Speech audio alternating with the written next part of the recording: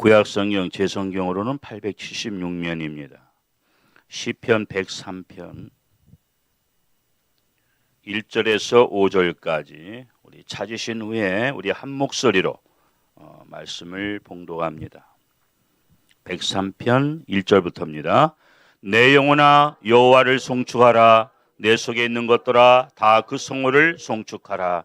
내 영혼아 여호와를 송축하며 그 모든 은택을 잊지 말지어다. 저가 내 모든 죄악을 사하시며 내 모든 병을 고치시며 내 생명을 파멸에서 구속하시고 인자와 긍휼로 관을 씌우시며 좋은 것으로 내 소원을 만족케 하사 내 청춘으로 독수리같이 새롭게 하시는도다. 아멘. 아멘. 오늘 말씀의 제목입니다. 한번 따라 하십시다. 감사하는 사람이 됩시다. 아멘. 우리 하나님께서 모든 만물을 창조하시고 특별히 우리 인간을 하나님의 형상으로 지으신 다음에 우리 인간에게 가장 좋은 선물을 이제 주십니다. 주시기 위해서 두 천사에게 심부름을 보내는 거예요. 근데 그 선물이 뭘까? 짐작이 가십니까? 우리 사람이 다 누구나 원하는 거, 귀한 선물. 그게 바로 행복이라고 하는 선물이에요. 네, 행복. 모든 사람 다 행복하기를 원하죠. 물어보나 마나. 예.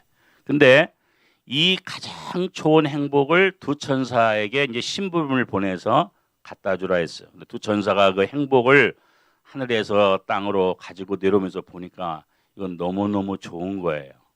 자기들이 봐도 너무 기가 막혀.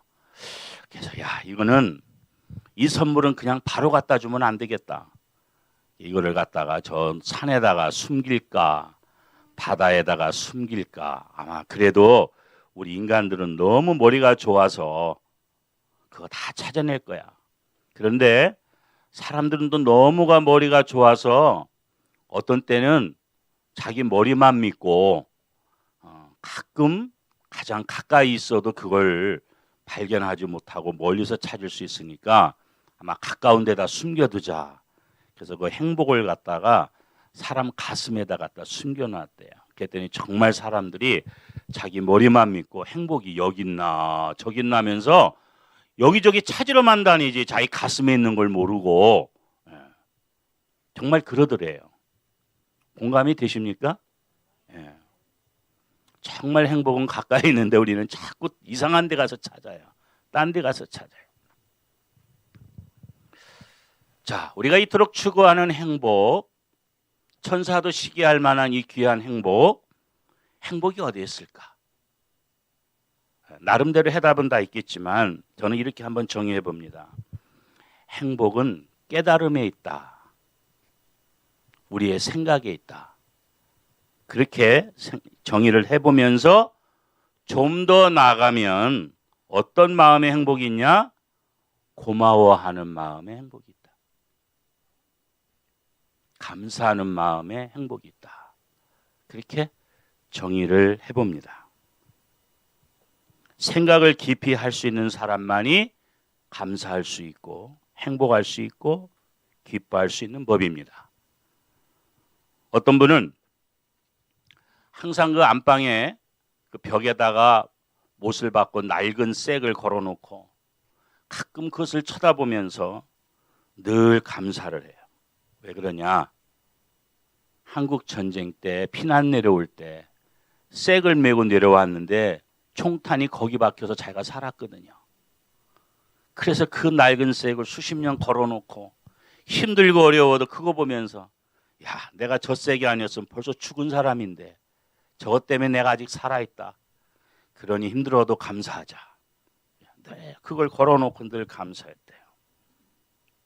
옛날에 아주 옛날은 아니지만 미국의 한 부흥 목사님이 부흥회를 인도하러 가는데 요즘에 자가용을 타고 가면 그때는 버스 타고 갔나 봐요. 버스를 타고 이제 집회를 인도하러 가는데 버스를 타고 이렇게 이제 묵상을 하면서 어떤 말씀을 전할까 묵상을 하고 가는데 이 버스는 정거장마다 쓰지 않습니까? 한 정거장에 도달했는데 어느 아주머니가 아이 5을 데리고 탄 거예요. 근데 아이들이 버스에 올라오자마자 억지 부리는 놈, 떼쓰는 놈, 고래고래 소리 지르는 녀석, 뭐 버스 안이 갑자기 난장판이 됐어요. 그러면 이 아주머니가 뭐 친어머니인지 하여튼 아이들을 인솔한 그 엄마가 좀 아이들을 조용히 타일러서 조용히 시켜야 되는데 이 엄마도 같이 소리 지르고 애들을 막 때리고 욕하고 뭐 더 난장판이 된 거예요. 이 목사님이 정말 마음이 짜증이 확 났어요. 여러분 안 나겠습니까? 마음에 짜증이 확 났어요. 근데 그 순간에 범사에 감사라 하는 말씀이 떠오르는 거예요. 도대체가. 그래서 이 목사님이 하나님 도대체 이런 상황에서 뭘 감사를 해야 됩니까? 그렇게 이제 마음으로 물어봤어요. 그랬더니 정말 감사할 게 있더래요. 그래서 어떻게 감사했느냐? 그 목사님이 이렇게 감사했대요. 하나님, 저 여자가 내 아내가 아닌 것을 감사합니다.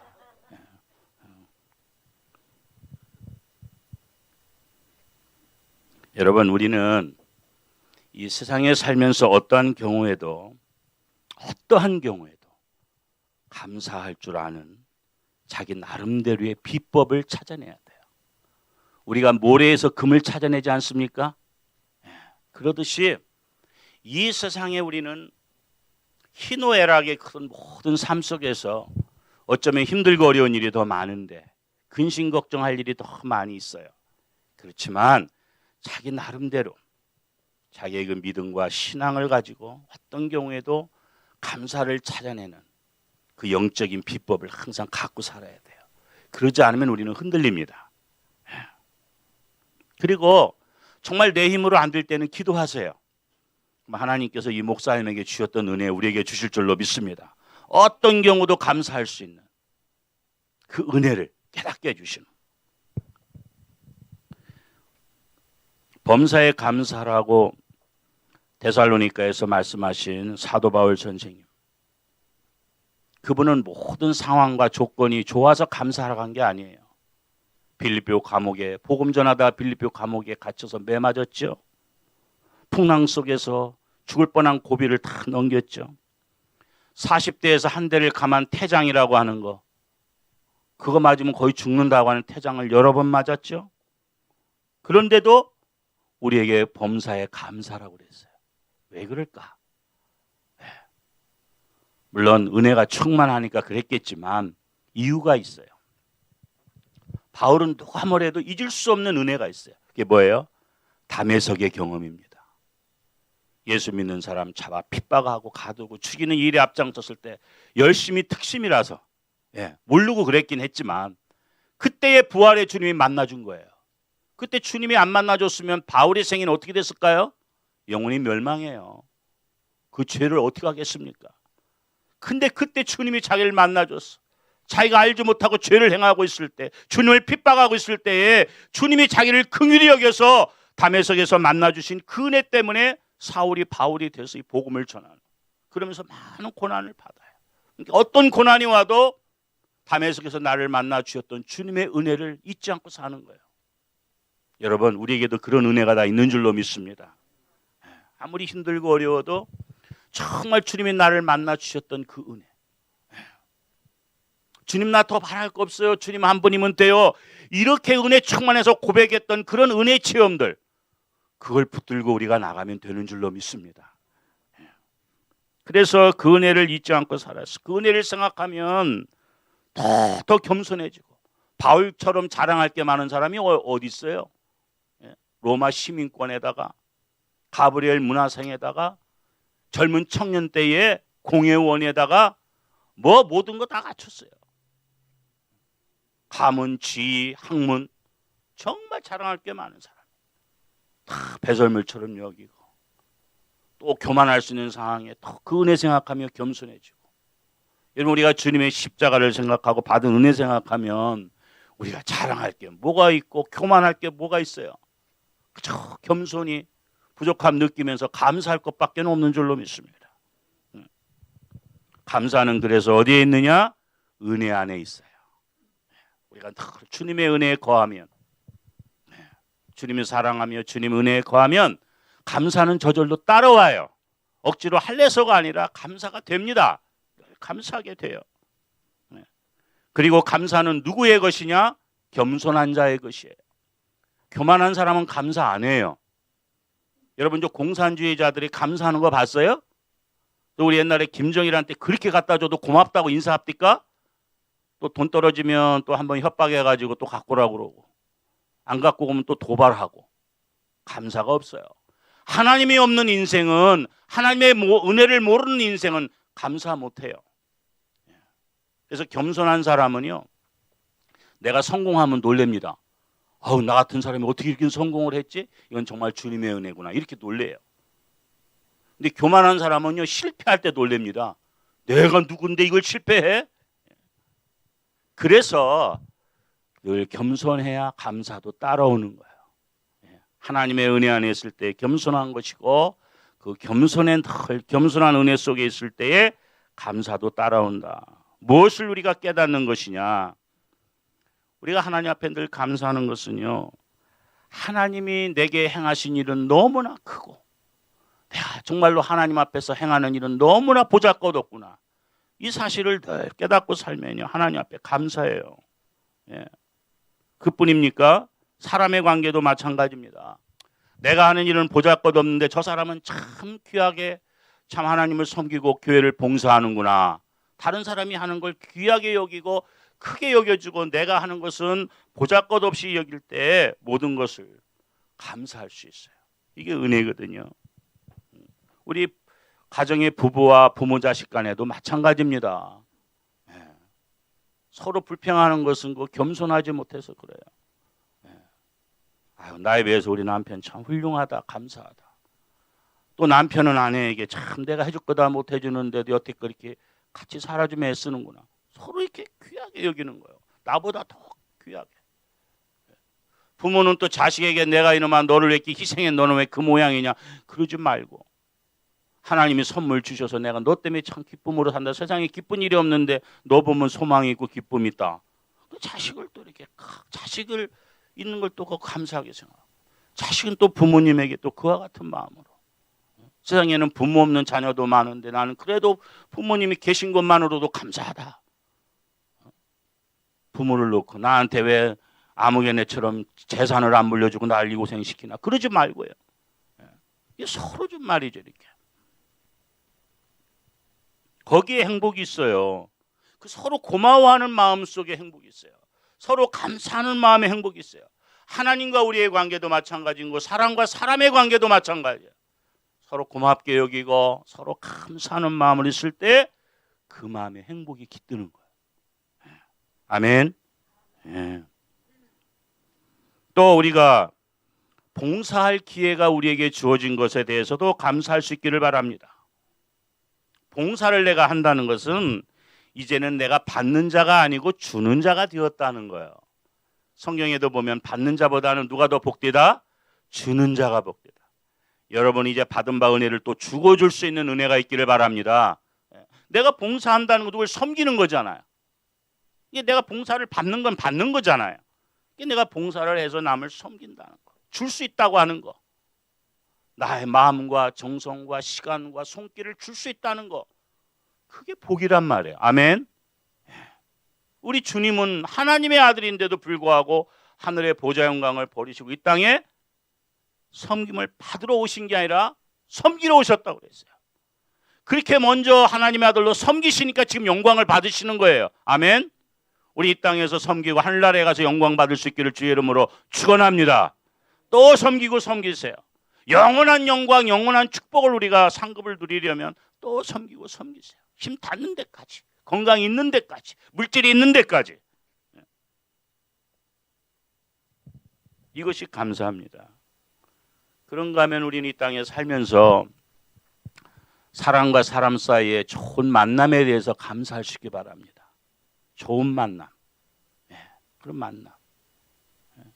저는 가끔 제 셀폰에 있는 사람들의 이름을 한번 쫙 봅니다. 근데 이 지구에 지금 70억이 사는데요, 제가 알고 지내는 사람은 한 100여 명? 또 옛날에 알던 사람은 또 연락이 끊기면 또 이제 잊어먹고.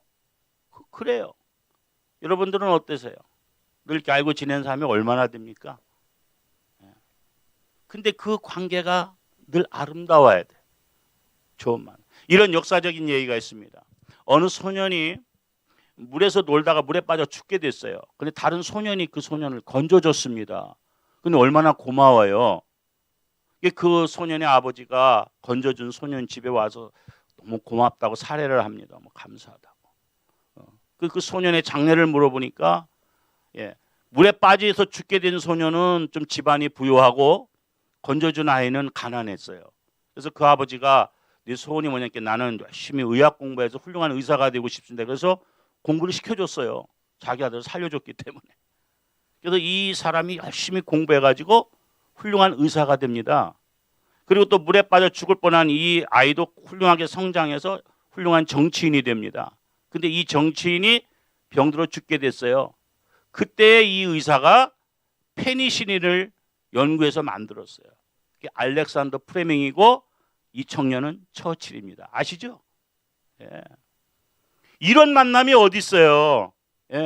죽을 뻔했는데 살려주고 은혜를 보답해서 의학 공부시키고 또 페니실린 만들고 또 유명한 정치인이 됐을 때에 폐기력으로 죽게 됐을 때 또 페니실린을 통해 또 살고 세상에도 이런 다름이 아닌 그 사람이 처칠이에요.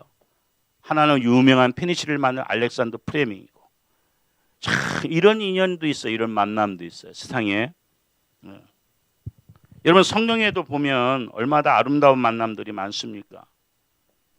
구약에 나오는 룻과 나오미, 정말 시어머니와 며느리의 그런 아름다운 만남 아닙니까? 모세와 여호수아의 만남, 엘리야와 엘리사의 만남, 다윗과 요나단의 만남, 바울과 디모데의 만남 등등 성경에는 아름다운 만남들이 너무 많이 소개되고 있어요.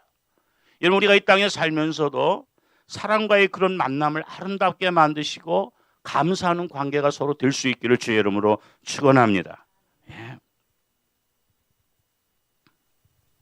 그리고 마지막 때 정말 영적으로 혼탁한 이때에 여러분이 깨어서 기도하는 교회 만난 거 감사하시고 그런 메시지 주는 목사님 감사하시고 그런 성도들과 함께 신앙생활하는 거 감사하시고 무엇보다도 우리가 가장 감사해야 될 것은 우리 예수님 만난 걸 감사할 수 있길 바랍니다.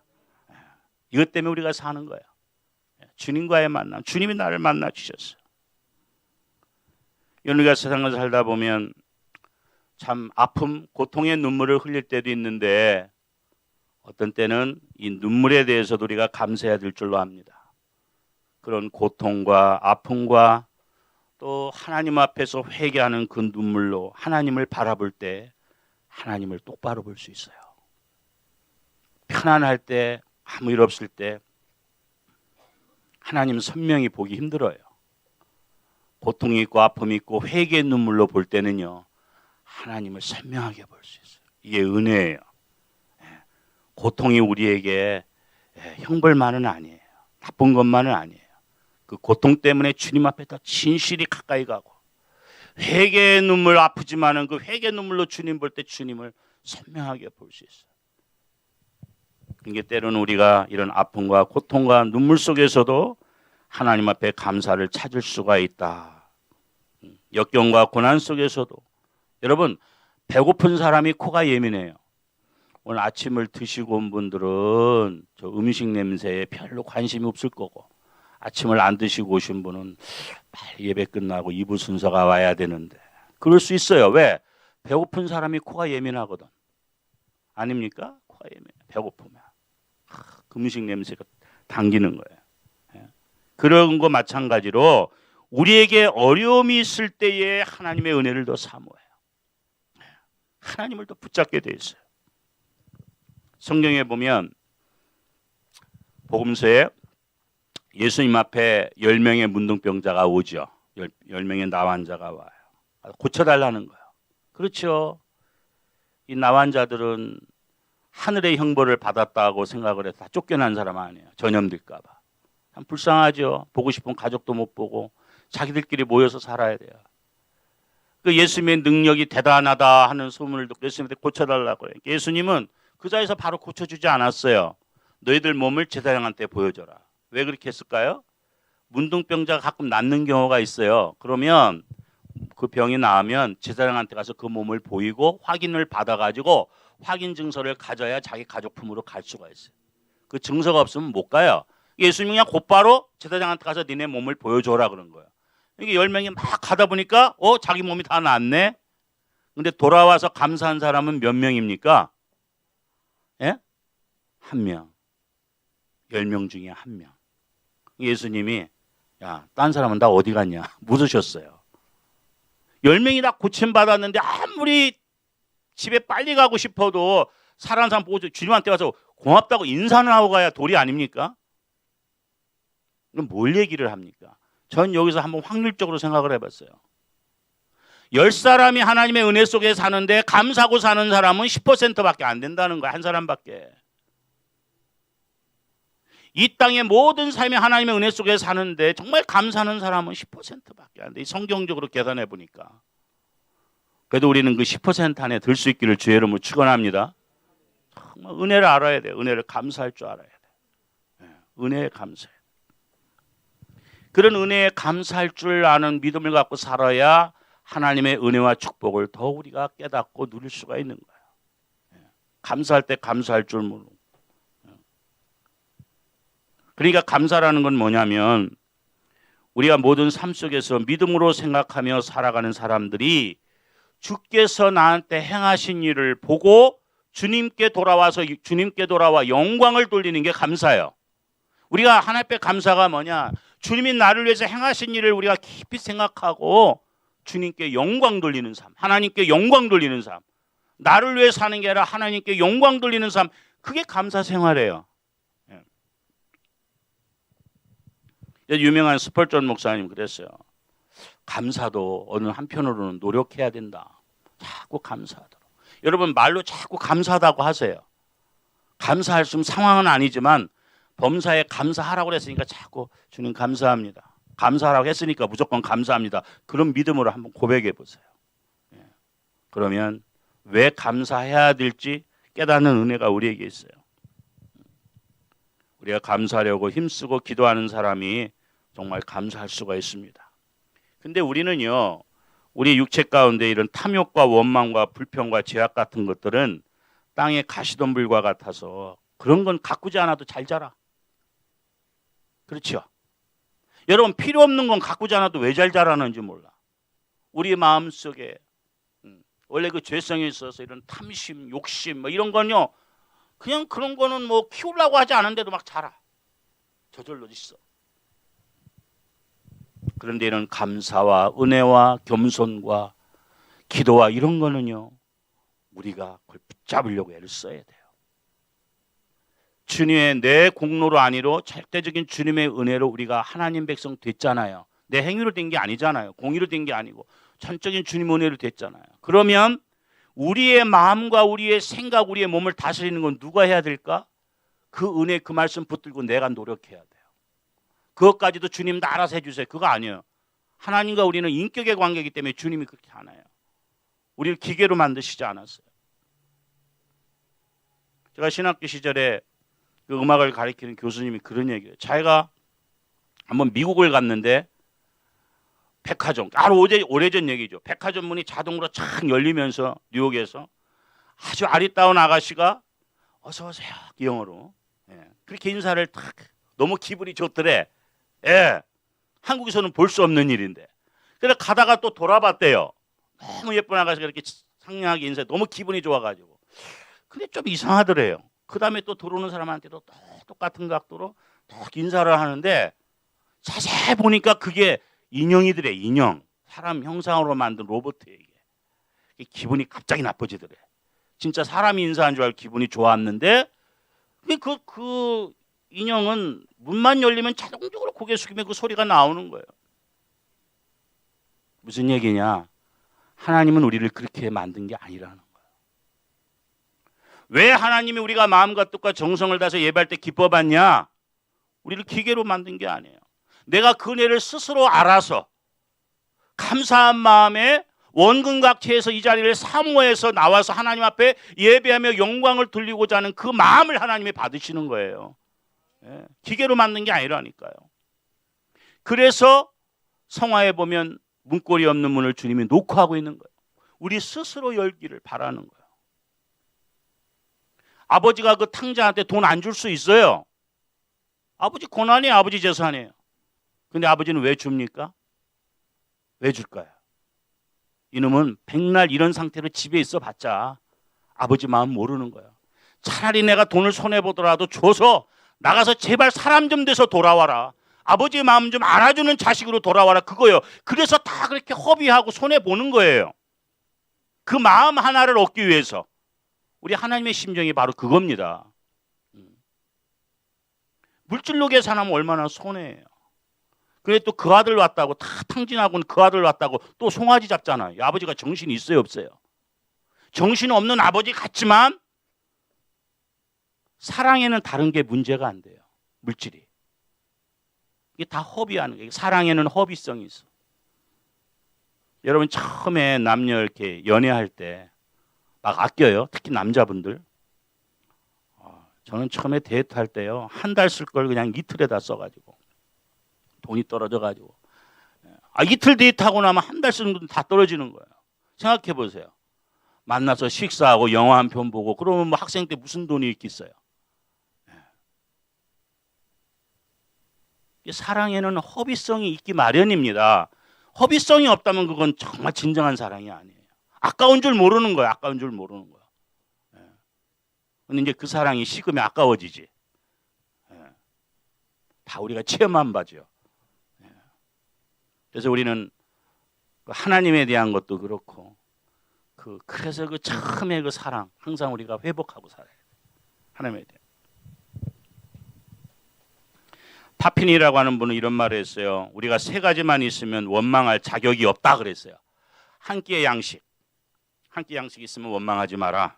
두 번째, 내가 그저 지금 아무것도 없어도 건강만 하면 감사해라. 병원에 가봐라. 이거 얼마나 많은 사람들이 누워 있습니까? 그리고 소망이 있으면 감사해라. 오늘 힘들고 어려워도 소망이 있으면 감사해라. 오늘 그 시편 103편은 다윗이 노년에 일생을 회고하면서 하나님 앞에 감사하며 지은 시입니다. 첫째 뭘 감사하냐면 사죄받은 걸 감사하고 있어요. 내 죄악을 사하심. 여러분 우리가 이게 감사의 첫걸음이에요. 사죄받은 은혜. 우리가 죄 때문에 고민해보지 않았다면 그건 정말 사람이라고 할 수 있을까? 죄 때문에 정말 고민해보지 않았다면. 인간은 죄 때문에 고민하고 시달리는 거예요. 죄 문제를 해결하지 못하면 세상에서 출세를 한들 명성을 얻든 많은 소유를 얻든 성공한 게 아닙니다. 둘째는 건강에 대해서 감사하죠. 그건 뭐냐면 평범한 것에 대해서 감사하는 거예요. 여러분 하루하루 아무 일 없는 거 감사할 수 있기를 바랍니다. 저는 요즘에 그 IS들이 뭐 뉴스 보신 분 있겠지만 보면은 그 이라크의 소수 그 기독교인들이요. 그 아내 보는 앞에서 남편을 죽이고 여자는 끌고 가서 성노예 삼는 거 이런 보도를 들 때 너무 마음이 아픈 거예요. 여러분 그 생각만 해보세요. 우리는 이렇게 편안하게 지금 살지만 지구촌 한 곳에서는 그런 일이 지금 벌어지고 있어요. 예? 그런 끔찍한 지옥에서나 있을 수 있는 일들이 벌어져요. 사람을 그냥 앉은 채로 그냥 목을 따고요. 목을 아예 끊는다니까요. 닭목 끊듯이. 그런 동영상 보고 제가 한 이틀 동안 혼났어요. 식사를 못 하겠더라고요. 그런 일들이 이 지구촌에 지금 일어나고 있다니까요. 그리고 우리는 소원을 만족해 하신 은혜에 감사해야 됩니다. 어떤 때는 내가 기분으로 가지고 싶었던 것까지도 하나님께서 다 챙겨주시는 내 작은 수고에 비해서 크게 주시는 그런 은혜 우리가 다 감사해야 돼요. 여러분 구약 성경에 보면 기도의 사람 다니엘이 바벨론 포로로 끌려갔는데 거기서 3명의 총리 가운데 한 사람이 되잖아요. 이 시기 질투를 받아요. 다니엘은 하루에 창문을 열어놓고 예루살렘을 향해서 하루에 3번씩 기도해요. 유대인들은 아침 9시, 낮 12시, 오후 3시에 기도하는 습관이 있어요. 3번씩 기도해요. 요걸 기회로 해서 다니엘을 제거하려고 하죠. 결국은 왕으로 하여금 어인을 찍게 하고 그걸 어겼다고 해서 다니엘이 사자굴로 들어갑니다. 근데 마지막 기도를 다니엘이 어떻게 하느냐? 그전에는 매일 3번씩 기도하는데 이 죽음을 앞두고 하나님 앞에 더 추가적인 기도가 있어요. 감사하며 기도했다. 그랬어요. 다니엘 6장 10절에 보면 감사의 기도. 이게 뭘까요? 아니 이제는 죽는데 뭘 또 거기다 감사까지 추가해요. 저는 이렇게 생각해 봅니다. 하나님, 내가 그동안 포로의 입장에서 이곳에 와서 총리까지 하나님 세워주셔서 일하게 하신 거 감사합니다. 내가 이렇게 높은 위치에 있으면서도 하나님이 있지 않고 매일 기도하다가 주님 바라보고 기도하다가 죽을 수 있게 돼서 감사합니다. 다니엘은 기도의 사람이니까 하나님 바라보고 기도하다 죽을 수 있는 것도 영광으로 생각하고 더 감사했을 거예요. 여러분, 우리가 복음을 전하다 죽을 수 있는 거 감사할 수 있고요. 기도하다 죽을 수 있는 거 우리가 감사할 수 있고요. 정말 우리가 기도의 사람이 되면 정말 죽음 앞에서 오히려 감사 기도할 수 있어요. 내가 기도하다가 죽으니 얼마나 감사해. 죄 짓다 죽는 사람도 얼마나 많은데.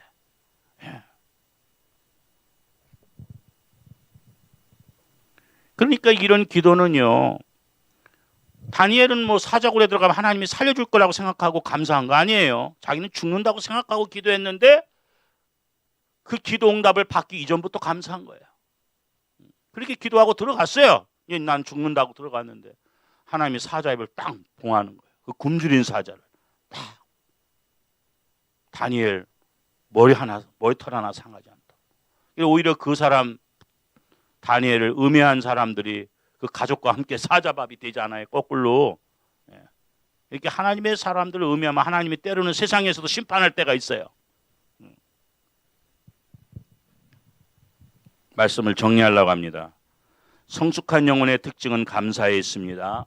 우리 신앙의 깊이는 감사의 깊이입니다. 감사 기도는 가장 탁월한 믿음의 기도입니다. 간구하는 기도보다 더 강력한 믿음의 기도가 감사의 기도입니다. 우리가 일반적인 기도의 감사는 내가 받을 것을 받은 것에 대해서 감사하지만 믿음으로 드리는 것은요, 장차 하나님이 내게 약속한 것까지도 미리 감사할 수 있는 그런 기도입니다. 우리 예수님 보리떡 5 물고기 2마리 갖고요, 어떻게 기도하셨어요? 한 소년의 도시락을 가지고 먼저 하나님 앞에 감사 기도했어요. 그렇죠? 감사 기도했어요. 그리고 나눠주니까 5,000명을 먹이도 12강줄이가 남아요. 나사로를 살릴 때 어떻게 합니까? 아버지 늘 내 기도를 들어주심을 감사합니다. 그러고 나사로야 나오너라 그런 거예요. 이 감사 기도의 위대함을 아시겠어요? 우리 감사하는 마음, 감사의 기도의 위대함이 여기 있어요. 하나님의 역사가 그냥 이루어져요. 그 정도 감사의 기도, 감사의 고백은요, 그만큼 그 사람의 믿음이 그만큼 있는 거예요. 영적 체험을 그만큼 감사 체험을 한 거예요.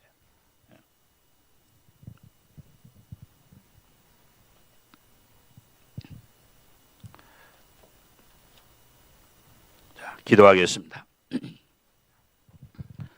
아버지 하나님, 오늘 우리에게 주신 말씀을 통해서 특별히 우리가 하나님과 사람 앞에 감사해야 될 부분에 대해서 말씀을 생각했습니다. 너무나 잘 아는 말씀이고 당연한 말씀인데 또 그러면서도 순간순간 잊어버리고 스쳐가는 또한 부분인 줄로 압니다. 하나님, 다시 한번 우리가 하나님 앞에 사람 앞에 진정으로 감사하는 사람, 감사하는 믿음, 감사하는 신앙의 사람으로 굳게 서서 정말로 우리 마음에 불평과 원망, 근심 걱정 틈타지 못하고 이 감사의 믿음과 감사의 고백과 감사의 신앙을 통해서 온전히 하나님 영광 돌리고 날마다 영적 싸움에서 늘 승리하며 더 성숙한 하나님의 사람으로 가까이 나아갈 수 있도록 은혜 베풀어 주옵소서. 감사.